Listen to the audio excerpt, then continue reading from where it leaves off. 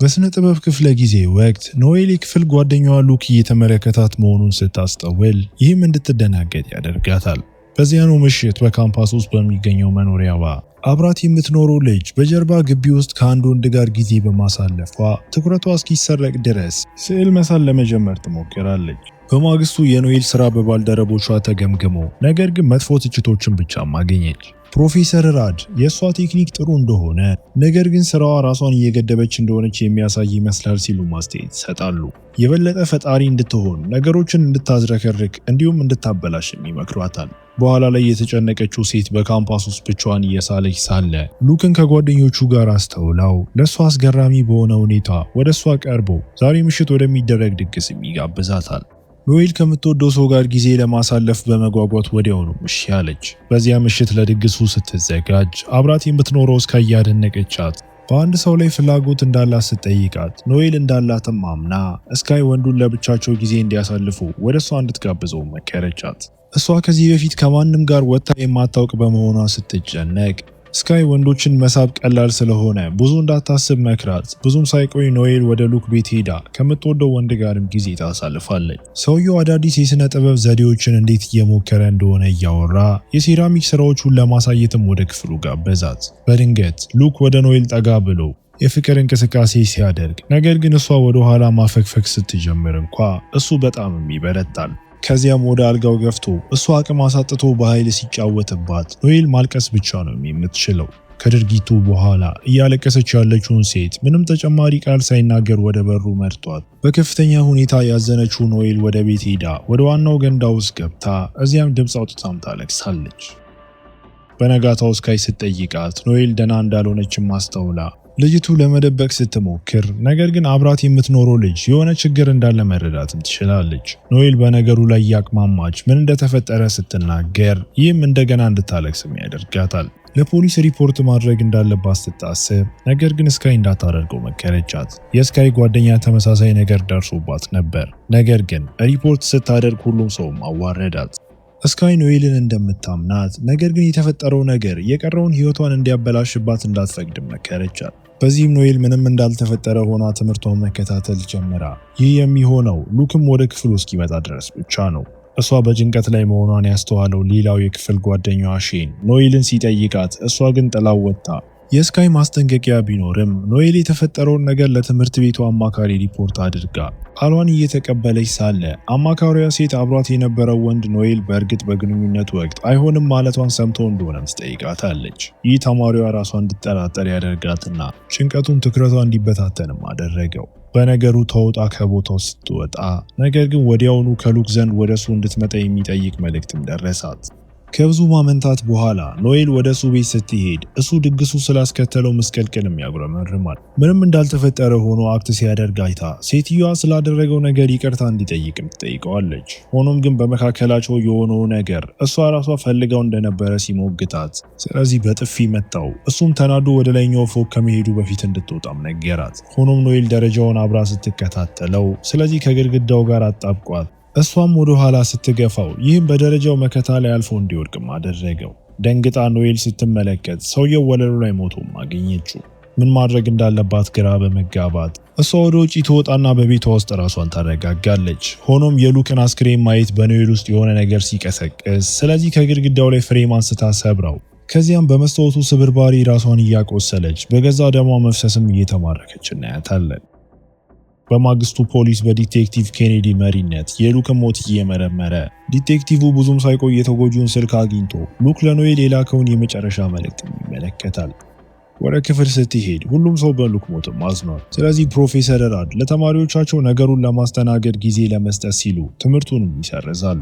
ከወጣች በኋላ ኬኔዲ ወደ ኖኤል ሲቀርብ እሷም ትላንት ወደ ሉክ ቤት እንደሄደች አምና ነገር ግን ሉክ በአልኮል ወይም በአደንዛዥ ተጽዕኖ ስር መሆኑን ስታስተውል እንደወጣች ትናገራለች። ዲቴክቲቭ በመልሷ ረክቶ ሌላ የምታስታውሰው ነገር ካለ በሚል የሥራ ካርዱን ሰጥቷት በዚያ ምሽት ኖኤል ወደ እሷ የሚያመለክት ነገር ተገኝቶ እንደሆነ ለማረጋገጥ ስለ ሉክ ሞት የሚገልጽ ጽሑፍም ታነባለች። ይህንን እያደረገች ሳለ ሶስት የእግር ኳስ ተጫዋቾች በሌላ ሴት ላይ ጉዳት በማድረሳቸው የተከሰሱበትንና በኢንተርኔት ላይ በሚዘዋወር ቪዲዮ የታየውን ሌላ ጽሑፍም ታስተውላለች። ምስሉን ፈልጋ ስትመለከት አሰቃቂውን ድርጊት ስታይ ይህም የራሷን ተሞክሮ ማስታወሳት። በማግስቱ ኖኤል ወደ ሌላኛዋ ተጎጂ ሊንድሴ ቀርባ ስለ ክስተቱ ስታነሳ ልጅቷ አሰቃቂ ተሞክሯን መወያየት ስላልፈለገች ጥላ ስትሄድ ኖኤል በእንደዚህ አይነት ጉዳዮች ላይ ለማስተርሷ ቴሲስ ጽሑፍ ላይ እየሰራች እንደሆነ ብትናገርም ነገር ግን ሊንድሴ የፕሮጀክቷን ርዕሰ ጉዳይ ለመሆንም ፈቃደኛም አትሆንም። የሥነ ጥበብ ተማሪዋ ግን እሷም ራሷ ተጎጂ ስለሆነች የጥናቱ ርዕሰ ጉዳዮች አጥፊዎቹ እንጂ ተጎጂዎቹ እንዳልሆኑ ግልጽ ታደርጋለች። ይህ የሊንድሴን ትኩረት ስቦ ስለዚህ ታሪኳን በካፌ ውስጥ ለኖኤልም እያካፈለቻት ወደ ኋላ ተመልሳ ነገሮችን መለወጥ ብትችል ኖሮ ሰዎች ጓደኞቿን ጨምሮ ስለሷ ወሬ ስላሰራጩ በጭራሽ እንደማትነግራቸውም ታምናለች። ሊንድሴ በፍርድ ሂደት ወቅት እሷ ራሷ ተከሳሽ ይመስል እንዴት ትጠየቅ እንደነበረ በምሬት እየተናገረች ኖኤል ትክክለኛውን ነገር እንዳደረገች ብታረጋግጥላትም ነገር ግን ልጅቱ ወንዶቹ አሁንም በነፃነት ላይ ስላሉና በቅርቡ ድግስ እንኳን እያዘጋጁ ስለሆነ በሀሳቧ አትስማማም።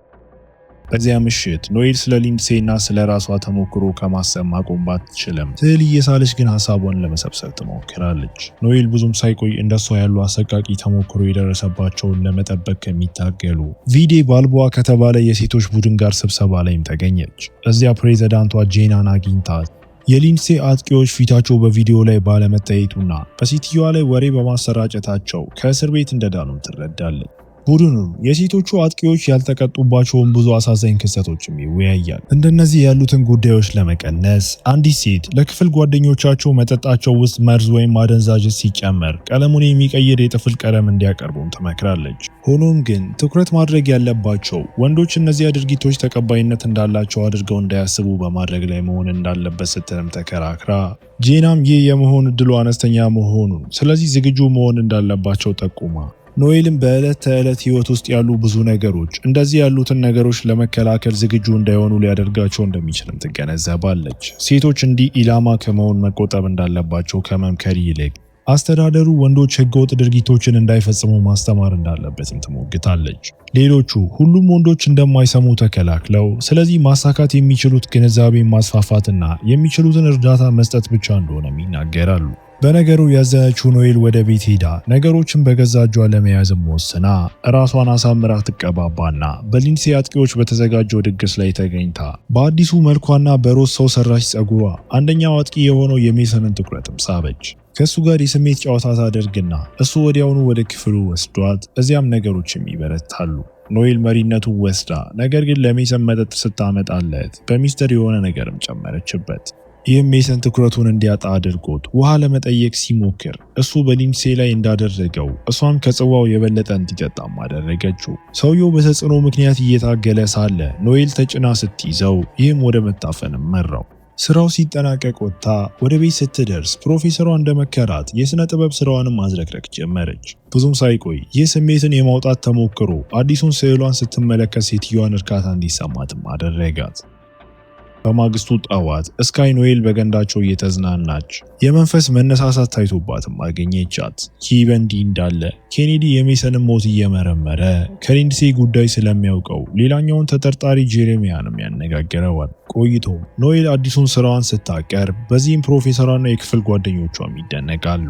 ከክፍል በኋላ ሴትዮዋ የሜሰን ጓደኞች ምንም እንዳልተፈጠረ ሆኖ በሚያሳዩበት የወንዶች ማህበር ቤት ላይ ክትትል እያደረገች በአዲስ በራስ መተማመን ተሞልታ መታጠቢያው ቤት ውስጥ ወደ ጄሬማያ ትቀርብና ከእሱ ጋር ትሽኮረመማለች። ሰውየው ወዲያውኑ ፍላጎት በማሳየት ተዘናግቶ ሳለ ሆኖም ኖኤል ከበሩ ውጪ በደርዘን የሚቆጠሩ ሰዎች እያሉ ይህንን እድል በመጠቀምም እሱን መደብደብ ጀመረች። ብዙም ሳይቆይ ኬኔዲ ጄሬሚያን ለማነጋገር ወደ ቤቱ ቢመለስም ነገር ግን እሱ ሞቶ ነው የሚያገኘው።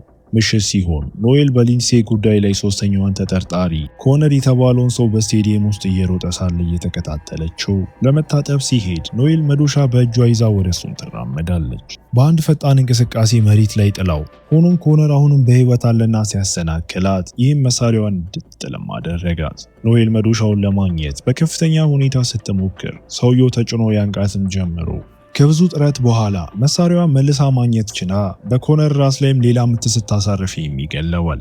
ብዙም ሳይቆይ ስለ ወንዶቹ ሞት የሚገልጸው ዜና በካምፓሱ ሁሉ ተሰራጭቶ ፖሊስ የተወሰኑትን የማህበሩን ወንድሞች እየጠየቀ ሜሰን በሞተበት ምሽት ሮዝ ሰው ሰራሽ ጸጉር ካደረገች ሴት ጋር እንደነበረም ይረዳሉ። ከዚህ ሁሉ መካከል ኖኤል ባገኘችው አዲስ መነሳሳትና የሥነ ጥበብ ስልትም እየተደሰተች እናያታለን። በመጨረሻም ሌላ ዲቴክቲቭ ወደ ሊንድሴ ሲቀርብ ከእሷ ጋር ከተደረገው ነገር ይልቅ ለእነሱ ሞት የበለጠ ትኩረት በመሰጠቱ ተናዳ ሊንድሴ ፖሊሶች ወንዶቹ ሪፖርት ለማድረግ በጣም ይፈሩ ሌሎች ተጎጂዎች እንዳልነበሯቸው ማረጋገጥ እንዳለባቸው ጠቁማለች። ቪዴ ባልቦአ ቡድን ስብስብ ላይ ጥቂት ሴቶች በክስተቶቹ ላይ ደስታ እየተሰማቸው ይህም ወንዶች አንድን ሰው ከመጉዳታቸው በፊት ሁለት ጊዜ እንዲያስቡ ያደርጋቸዋል ብለውም ተስፋም ያደርጋሉ። ሆኖም ጄና ሞቶቹ ተጎጂዎቻቸው እንዲያገግሙ እንደማይረዷቸውም እየተከራከረች ዓላማቸው በህይወት የተረፉትን መደገፍ እንጂ ነፍሰ ገዳዮችን ማክበር እንዳልሆነም ታስታውሳቸዋለች። አንድ ምሽት ኖኤል አብረው መሆን ከሚያስደስታት ሼን ጋር ጊዜ እያሳለፈች ኖኤል ብዙም ሳይቆይ ልትስመው ስትጠጋው ሰውየው ድርጊቷንም በደስታም ይመልሳል። በመካከላቸው ነገሮች በርትተው ሼን ወደፊት ከመሄዷ በፊት ይህ እሷ የምትፈልገው እንደሆነ ማረጋገጠ። እሷም አዎ ፈልጋለሁ ስትለው ሁለቱም ወደ ገደለው መግባት ጀመረው። ሆኖም ከሉክ ጋር በነበራት ተሞክሮ የደረሰባት የስነ አእምሮ ጠባሳ ሰውየውን እንድትገፋው አድርጓል። ስለዚህም ሼን እንዲወጣም ተጠይቀዋለች። እሱ ከወጣ በኋላ ልጅቱ አብራት የምትኖረውን ልጅ ለማነጋገር ስትሄድ ነገር ግን ስካይ ራሷን ሆን ብላ እያቆሰለች ወለሉ ላይ ስታለቅስም አገኘቻት። ኖኤልም የጓደኛዋን ቁስል ስታጸዳ እሷም ትክክለኛ ስሟ ዴሲ እንደሆነም ታካፍላታለች። መጥፎ ነገር ስለደረሰባትና ሌላ ሰው መሆን ስለምትፈልግ ስሟን ቀይረው ነበር። ይህ ምን ማለት እንደሆነ በመረዳት ኖኤልም እሷ እስክትተኛ ድረስም አብራት ትቆያለች። በጠዋቱ ኖኤል የስካይን ትክክለኛ ስም ስትፈልግ ይህም ከዚህ በፊት ስለሷ የተናገረችውና ታሪኳን ሪፖርት በማድረገው የተዋረደችው ጓደኛ እሷ ራሷ መሆኗንም ያረጋግጣል። ሆኖም ስለ ጉዳዩ የሚገልጹ ጽሑፎች የታገዱ በመሆናቸው ተጨማሪ ምርምር እንድታደርግም ከልክለዋታል። በዚህ ምክንያት ወደ ካምፓሱ ቢሮ ሄዳ ነገር ግን በቅርብ ጊዜ ምንም አይነት የኃይል ድርጊት ሪፖርት እንዳልተደረገ የሚያሳዩትን ስታቲክስ ብቻ እንድትመለከት ተፈቀደላት። የበለጠ ዝርዝር መዝገቦችን ስትጠይቅ ስለዚህ በኃላፊነት ላይ ያለው መኮንን ወደ ማከማቻ ክፍሉ ወስዷት እዚያም የስካይ ማህደርም ስትመለከት ሰውየውን ለማስቀየስ ሆን ብላ መስቀልቅል ፈጥራ ይህም ፋይሉን እንድትሰርቅም አስቻላት። ወደ ቤት ስትመለስ ስካይ ወላጆቿን ከጎበኘች በኋላ ወደ ድሮ ስሜቷም ተመለሳለች። ነገሮችን በውስጧ ብቻ እያፈነች እንደሆነ በማወቅ ኖኤል ለጓደኛዋ ሁል ጊዜ ከጎኗ እንዳለች አረጋግጣላት። እሷ ከወጣች በኋላ ኖኤል ፋይሏን ተመልክታ እዚያም አንድ የሳይኮቴራፒስት ባለሙያ ስካይ የስብዕና መታወክ ምልክቶች እንዳሉባት ምልክት ያደረገችባት ሲሆን ይህም በመጨረሻ ጉዳዩ ውድቅ እንዲሆንም አድርጎታል። ይህንን ከግምት ውስጥ በማስገባት ሴትዮዋ ቴራፒስቷን ሜሊንዳ ሳንደርስን ጎብኝታ ጉዳዮቹን በመደበቅ ገንዘብ ተከፍሏታል ስትልም ከሰሰቻት። በፍርሃት ተውጣ ቴራፒስቷ ኖኤልን ስለ ጉዳዩ ለመወያየት ብትጋብዛትም ነገር ግን ተማሪዋ ያልተረጋጋች እንድትመስል ለማድረግ የሐሰት ምርመራ እንደምትሰጣትም ታውቃለች። ኖኤል በስራዋ ላይ የተሻለ እንድትሆን ወይም ራሷን ከዚህ ዓለም እንድታስወግድ አለበለዚያ እሷ ራሷ እንደምታደርግላት በጥብቅ ማስጠነቀቀቻት። ይህም ከሜሊንዳ ፊት ላይ የነበረውን የኩራት ፈገግታም አጠፋው። በዚያ ምሽት ወደ ስካይ አጥቂ ካልቪን ቤት አምርታ ኖኤል በሩን ታንኳኳና የተበላሸ ጎማዋን ለመቀየር እርዳታ እንደሚያስፈልጋትም ትናገራለች። ወደ መኪናዋ ሲሄድ ኖኤል እሱን ለማደንዘዝና በመኪናዋ የኋላ ዕቃ ማስቀመጫ ውስጥ ለመክተት ቴዘር ተጠቅማ ከዚያም ወደ ስፖርት ማዘውተሪያ ክፍሉ ለመውሰድም ጋሪ ትጠቀማለች። ካልቪን በባዶ የስፖርት ማዘውተሪያ ክፍል ውስጥ ታስሮና ደምቶ ይነቃል። ኖኤል ይህን ያደረገችበትን ምክንያት ግልጽ ለማድረግ ጉዳት ባደረሰባት ምሽት የተነሱትን የስካይን ፎቶዎችም እያሳየችው፣ በዚህ ጊዜ ውስጥ ዴቭ ከሴት ጓደኛው ጋር የተሳሳመ ሳለ እሷ ከስፖርት ማዘውተሪያ ክፍሉ አጠገብ የደም ምልክቶችን ስታይ በዚህ ምክንያት ሰውየው ተጨማሪ ኃይልም ይጠራል። በስፖርት ማዘውተሪያ ክፍሉ ውስጥ ኖኤል የካልቪንን አፍ ማፈኛ ስታነሳ ይህም ለህይወቱ እንዲለምንም እያደረገው ስካይ ላይ ስላደረገው ነገር ይቅርታ እየጠየቀ የተለወጠ ሰው ለመሆን ቃል ሲገባ ይህም ኖኤል እንድታቅማማም አደረጋት። በድንገት አንድ ሰው እየመጣ እንደሆነ ሲሰሙ ስለዚህ ካልቪን ለእርዳታ ሲጮህ በመፍራት ሴትዮዋ ዝም እንዲልም በደመነፍስ ወቅታው ያደረገችውን በመገንዘብ ዲቴክቲቮቹ ሲደርሱ እሷ ትሮጣለች። ወንዶቹ እየተከተሏት ሳለ ኖኤል ወደ ቤት ሮጣ ስካይ በላዩ ላይ ያለውን ደም ስታስተውል በቀለም እንደተሸፈነችም ዋሽታት ክፍሏ ውስጥ እሷ የደም ልብሶቹን በፍጥነት እያወለቀችን በለቅሶ ትሞላለች። በማግስቱ ኬኔዲ ካልቪንን ከስካይ ጋር አገናኝቶ ስለዚህ ቤቷን እየተከታተለ ነገር ግን ኖኤል ከቤት ስትወጣ ሲያይም ይገረማል። ቆይቶም ወደ ስካይ ቀርቦ ካልቪን በጽኑ ሕክምና ክፍል ውስጥ እንዳለ ማሳወቋት እሷም ከሱ ጋር ያላትን ታሪክ ያለ ጠበቃ ለመወያየት ፍቃደኛ ባለመሆን ጉዳዩን ውድቅ አድርጋ ሆኖም ጥላው ስትሄድ ሴትዮዋ እንባዋን መደበቅ አለባት። ይህ በእንዲህ እንዳለ ኖኤል ክፍል ውስጥ ሆና ፕሮፌሰር ራድ በምረቃ ወቅት ንግግር እንድታደርግ እንደተመረጠችም ሲያሳውቁ ተማሪዋ በዚህ ዜና ፈገግ ብላ ብትቀበልም ነገር ግን አብራት የምትኖረው ልጅ የልብስ ማጠቢያዋን እየበረበረች በደም የተሞላው ቀሚሷን ማግኘቷንም አታውቅም። ስካይ ከጉዳዩ ፋይሎች የተወሰደውን ፎቶዋን ስታገኝም ይህም ኖኤል ከካልቪን ሁኔታ ጋር እጁ እንዳለበት አረጋግጦላት ሴትዮዋ ወደ ቤት ስትመለስም ትጋፈጣታለች። ሌላ አማራጭ በማጣቷ ኖኤል ለሷ ስትል በቀል እንደወሰደች ስታምን ስካይ ይህ የሷ ኃላፊነት እንዳልነበረ በመግለጽም ትቆጣለች። ኖኤል እየጠበቀቻት እንደሆነ ስትሞግታት ነገር ግን ስካይ ኬኔዲ ቀደም ብሎ እንደጠየቃትና ካልቪን በጽኑ ሕክምና ክፍል ውስጥ እንዳለም ጠቁማ እሱ ካገገመ ኖኤልን ሪፖርት ያደርጋታልና ስካይም እንደገና ጉዳይ ውስጥም ትገባለች በማለት ትሰጋለች። እሷ ህይወቷን ለመቀጠል ብቻ ትፈልግ እንደነበር አሁን ግን ወደ ካልቪን ህይወት እንደምትሳብና በሷ ምክንያትም እንደገና እንደሚፈረድባት ትናገራለች። የጥፋተኝነት ስሜት ተሰምቷት ኖኤል ስካይን ከችግር ለማዳን ጠዋት ለፖሊስ እጇን ለመስጠት ወስና በማግስቱ ማለዳ ግን ኖኤል በስካይ አልጋ ላይ እሷ ገዳይ መሆኗን የሚገልጽ ደብዳቤ ማግኝታ በሚያስደነግጥ ሁኔታ ሴትዮዋ በመታጠቢያ ቤቱ ውስጥ ህይወቷን እንዳጠፋች ስታገኝ ኖኤል ጓደኛዋን በቅፏ ይዛን በእንባ ትጮኻለች። በኋላ ኖኤል የስካይን ሞት ካሳወቀች በኋላ ፖሊስ የኖኤልን ክፍልን ፈትሾ ከዚያም ስለ ስካይ ጉዳይ በካልቪን ላይ ስትጠየቅ እሷ ግን እሱና ሌሎች ወንዶች ሁሉ መጥፎ ሰዎች እንደነበሩ ትጠቁማለች። ኬኔዲ እነማንም ቢሆኑ ግድያዎቻቸው አሁንም ከህግ ውጪ እንደነበሩ እየሞገታት ስለዚህ አጥፊው መቀጣት አለበት ብሎ ወንዶቹ መቼም እንዳልተቀጡ ከግምት ውስጥ በማስገባት ኖኤል የየትኛውም ህግ እንዳልተጣሰ ይወስናል ስትል በድፍረት ትጨምራለች። ስካይ ለምን ህይወቷን እንዳጠፋች ስትጠየቅ ኖኤል ምንም መናገር አትችልም። ይህም ለኬኔዲ በአይኖቿ ውስጥ የጥፋተኝነት ስሜት ፍንጭም ይሰጠዋል። ቢሆንም ከጣቢያው ተለቃ አንድ ቀን ኖኤል ወደ ክፍል ተመልሳ ወደ ሼን ቀርባ በመካከላቸው ከሆነው ነገር በኋላ ስላላነጋገረችው ይቅርታ ስትጠይቀው እሱ ግን ችግር እንደሌለው ገልጾ ይልቁንም ስካይን ስላጣችን መጽናናት እንዲሆንላትም ይነግራታል። ብዙም ሳይቆይ ኖኤል ምንም እንኳን ብትቸገርም ለምረቃ ንግግሯን እየጻፈች በመጨረሻም ለስነ ጥበብ ተማሪዎች ኤግዚቢሽን ተካሂዶ እዚያም የኖኤል ስራዎች አድናቆትን ቢያገኙም ሆኖም ግን መጨነቋን ማቆምም አትችልም። ወደ ቤት ስትመለስ ራሷ ገዳይ መሆኗን ያመነችበትን የስካይን ደብዳቤ ማቃጥላ ይህም ለፖሊስ መቼም እንዳልሰጠችውም ያሳያል። በምረቃው ቀን ኖኤል ስነ ጥበብን ውበትን ለማስታወስና ከህይወት ጭካኔ ለማዳን የምታይበት መንገድ እንደሆነ በማካፈል ንግግሯን ታደርጋለች። በዚህ ጊዜ ውስጥ ካልቪን በመጨረሻ ነቅቶ ፖሊስም ጉዳት ያደረሰበትን አካል ለመያዝም ይጣደፋል። እንግዲህ ኖኤል ንግግሯን ከመጨረሻዋ በፊት ደርሶ እሱን ስታይም ሴትዮዋ ምን ሊመጣ እንደሆነ አስቀድማም ታውቃለች። የክፍል ጓደኞቿ ውበትን እንዲጠብቁ ብቻ ሳይሆን እውነትንም እንዲያወጡ በማሳሰብ ንግግሯን ጨርሳ ዓለም በታማኝነታቸው ምንም ያህል ባይመቸውም ነገሮች ከዚህ በኋላ የተሻሉ እንደሚሆኑም ታምናለች። ስነ ስርዓቱ ሲያልቅ ኖኤል በቀጥታ ወደ ፖሊስ ሄዳ በካቴናው ብትታሰርም በአድራጎቷ መዘዝ በመስማማትና በዚህ ዓለም ውስጥ ጥቂት መጥፎ ወንዶች በመኖራቸው በመጽናናት ፈገግ ስትልም እያሳየን ፊልሙ እዚህ ጋር ይጠናቀቃል። እስከ መጨረሻው አብራችሁኝ ስለነበራችሁ አመሰግናለሁ። በቀጣይ ቪዲዮ እስክንገናኝ መልካም ጊዜ